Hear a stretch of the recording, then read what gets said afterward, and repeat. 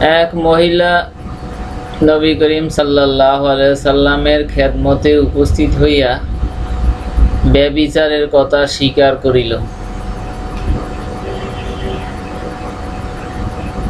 সেই মহিলা তখন অন্তঃসত্ত্বা ছিল,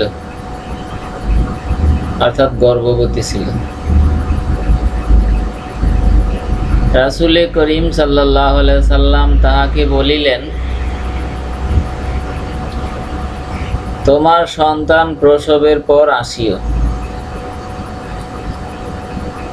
তারপর ওই স্ত্রী লোকটি প্রসবের পর আসিল।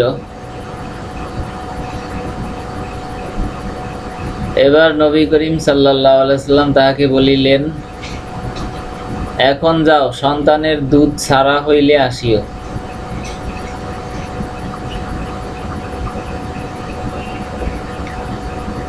সন্তানের দুধ ছাড়ানোর পর ওই মহিলা আবার আসিল।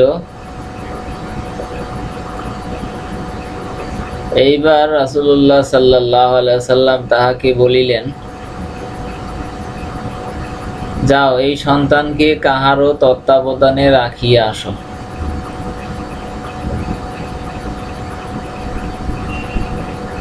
সে তাহাকে কাহারও তত্ত্বাবধানে রাখিয়া আসিল। অতঃপর তাহার আদেশে তাহাকে প্রস্তরাঘাত করা হইল।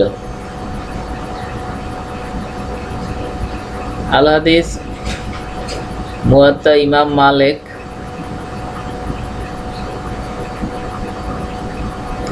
হাদিস নাম্বার 5, পৃষ্ঠা নাম্বার 524।